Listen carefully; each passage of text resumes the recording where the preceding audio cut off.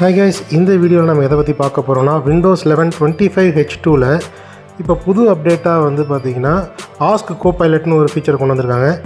இது வந்து டாஸ்க் பாரை ரைட் கிளிக் பண்ணி இப்படி டாஸ்க் பார் செட்டிங்ஸ் உள்ள போனீங்கன்னா இந்த இடத்துல அந்த ஆஸ்க் கோபைலட்டுங்கிற அந்த ஆப்ஷன் வந்து இருக்கும்.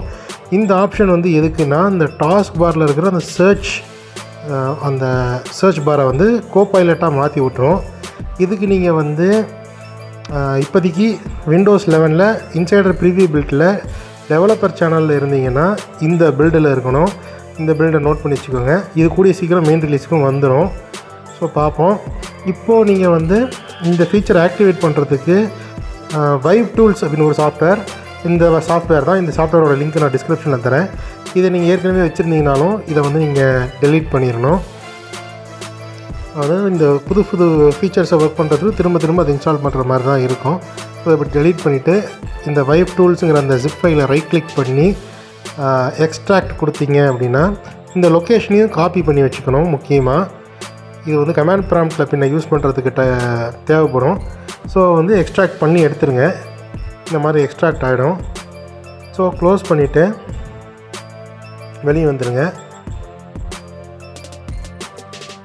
அதுக்கப்புறம் நீங்கள் ஸ்டார்ட் மெனு அமுத்தி சர்ச்சுக்குள்ளே போயிட்டீங்க. சர்ச்சை கிளிக் பண்ணிங்கன்னா இங்கே வந்து சிஎம்டி அப்படின்னு போட்டிங்கன்னா கமாண்ட் ப்ராம்ப்ட் வரும். கமாண்ட் ப்ராம்ப்ட் வந்தோடனே அதில் ரன் ஆஸ் அட்மினிஸ்ட்ரேட்டர் கொடுத்து கமாண்ட் ப்ராம்ப்ட் ஓப்பன் பண்ணிக்கோங்க. மறக்காமல் ரன் ஆஸ் அட்மினிஸ்ட்ரேட்டர் கொடுங்க. இல்லைன்னா வந்து வேலை செய்யாமல் போகிறதுக்கான வாய்ப்புகள் நிறைய இருக்குது. ரன் ஆஸ் அட்மினிஸ்ட்ரேட்டர் கொடுத்து கமாண்ட் ப்ராம்ப்டை ஓப்பன் பண்ணிட்டீங்கன்னா அப்புறம் வந்து நீங்கள் கேப்ஸ் லாக் ஆன் பண்ணிவிட்டு சிடி சேஞ்ச் டைரக்டரி அப்படின்னு அர்த்தம். சிடி அப்படின்னா சேஞ்ச் டைரக்டரி போட்டு ஸ்பேஸ் போட்டு நீங்கள் முன்னாடியே காப்பி பண்ணி வச்சுருந்தீங்கல்ல அந்த லொக்கேஷன், அதை வந்து இந்த இடத்துல பேஸ்ட் பண்ணணும். பேஸ்ட் பண்ணிவிட்டு என்டர் கொடுத்தீங்கன்னா வைப் டூல்ஸ் வந்து சக்ஸஸ்ஃபுல்லாக இன்டகிரேட் ஆகிடும். அப்புறம் இந்த வெப்சைட்டில் கொடுத்துருக்கிற 2 கமாண்ட்ஸையுமே ஹைலைட் பண்ணி ரைட் கிளிக்கில் கொடுத்து காப்பி கொடுத்து கமாண்ட் ப்ராம்ப்டில் போய் பேஸ்ட் கொடுத்து என்டர் கொடுக்கணும். செட்டப் சக்ஸஸ்ஃபுல்னு வரும். ஸோ நான் ஃபஸ்ட்டு கமாண்ட் கொடுத்துட்டேன்.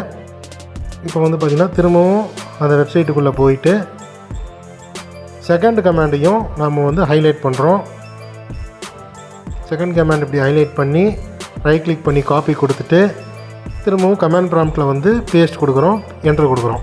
ஸோ 2 ஐடிஸுமே நம்மளால் இப்போ சக்ஸஸ்ஃபுல்லாக ஆக்டிவேட் பண்ணியாச்சு.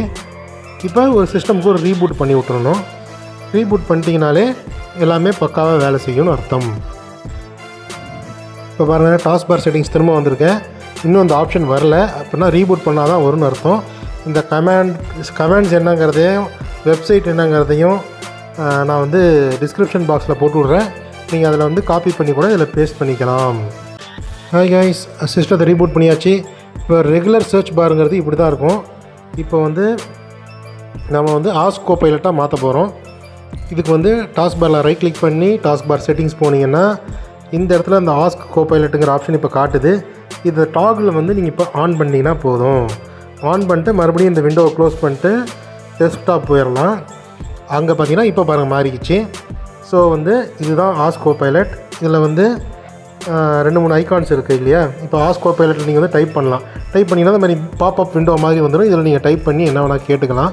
கோபைலட் வந்து டைரெக்டாகவே பதில் சொல்லும். ஸோ இதுக்காக தனியாக கோபைலட் ஆன் பண்ணுங்கிற அவசியம் கிடையாது. ஸோ இதில் நிறைய டூல்ஸும் இருக்குது. ஷேர் ஸ்க்ரீன், நம்ம இருக்கிற ஸ்க்ரீனை வந்து ஜெமினி லைவ் மாதிரி பண்ணிக்கலாம். இல்லை வாய்ஸ் இன்புட் வேணுனாலும் வாய்ஸ் இன்புட்டாக நம்ம வந்து பண்ணிக்க முடியும். ஸோ இதுதான் ஆப்ஷன்ஸ். சூப்பராக இருக்குது. இந்த மாதிரி ஆசமான கஸ்டமைசேஷன் டிப்ஸுக்கு மறக்காமல் சப்ஸ்கிரைப் போட்டு விட்ருங்க.